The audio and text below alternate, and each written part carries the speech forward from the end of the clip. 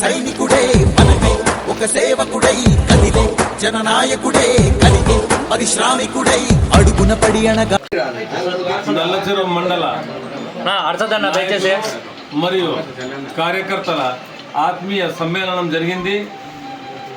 మన హైదరాబాద్ అన్న కన్వీనర్ ఆధ్వర్యంలో మరియు దశరథ్ నాయుడు అన్న, విశ్వనాథ్ రెడ్డి అన్న మరియు పేరున చాలామంది ఉన్నారు. బాబా ఖాన్ పేరు తీసుకుంటా పోతే ఇంకా 200 మంది మా వాళ్ళే. ఇక్కడ నాయకులు కార్యకర్తలు అనేది మన పార్టీలో సపరేట్గా లేరు కాబట్టి ఇక్కడ ఆత్మీయ సమ్మేళనం జరిగింది.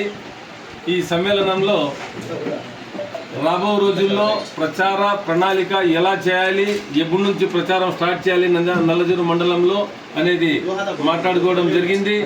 దీని గురించి మన విశ్వనాథ్ రెడ్డి అన్న, దశరథ్ నాయుడు అన్న, శ్రీధర్ రెడ్డి అన్న అందరూ కలిసి మీకు ప్రచార ప్రణాళిక గురించి చెప్తారు. ఇలాగే మన ఇక్కడికి వచ్చిన తర్వాత ఈ మన నాయకులు కానీ కార్యకర్తలు కానీ మన వైఎస్ఆర్సీపీ సైనికులు ఈరోజు చూసిన తర్వాత మన పార్టీ ఎంత పటిష్టంగా ఉందో, మళ్ళీ రాబో రోజుల్లో మన ఎలక్షన్ ఎలా ఉంటుందనేది చెప్పనవసరం లేదు. మన పార్టీ గెలిచేసింది. మళ్ళీ ఇప్పుడు మేము మెజార్టీకే ట్రై చేయాల్సింది. నల్లచెరువు మండలం చాలా స్ట్రాంగ్ ఉంది. ఇలాగే మన కదిరిక నియోజకవర్గంలో ప్రతి మండలం వైఎస్ఆర్సీపీకి కంచికోట, మూడోసారి ముచ్చటగా హ్యాట్రిక్ మేమంతా సాధిస్తామని, జగనన్న మళ్ళీ సీఎం కుర్చీలో కూర్చుంటారని, నేను అసెంబ్లీకి తప్పకుండా పోతానని వీళ్ళందరి సహకారంతో మీరందరికీ చెప్పుకుంటున్నాను.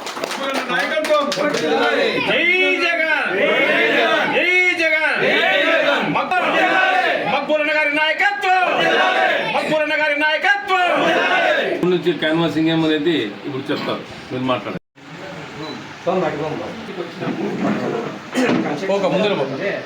కొంచెం నువ్వు లైటింగ్ తగ్గిస్తున్నా వీడియో పోలీస్ అన్న,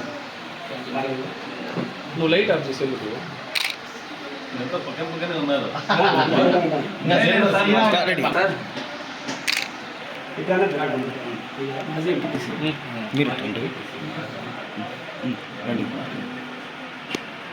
చేయి ఇక్కడ పెట్టుకోండి, పులిహార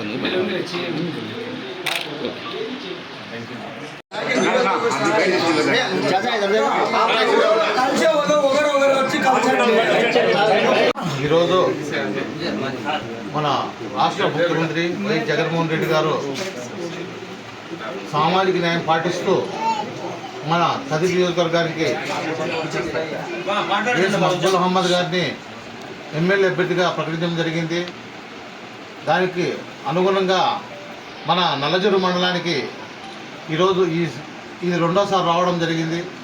అలాగే రాబోయే 3వ తేదీ శనివారం రోజు పాల్పాడుతున్న ఆంజనేయ స్వామి దగ్గర కార్యకర్తల సమావేశం ఏర్పాటు చేయడం అనేది, అందరూ అక్కడికి వచ్చి ప్రతి ఒక్క కార్యకర్త అక్కడికి వచ్చి ఆడ ఎన్నికల ప్రణాళికల గురించి ప్రతి ఒక రోజుకొచ్చి 3 పంచాయతీలు 4 పంచాయతీలు ఆ రోజు తిరగడం కోసం ఆ రోజు అక్కడ చెప్పడం జరుగుతుంది. మీరంతా అక్కడికి వచ్చి జయప్రదం చేయాల్సిందిగా మరీ కోరుకుంటూ ఈ అవకాశం పెద్దలందరికీ నా నమస్కారం.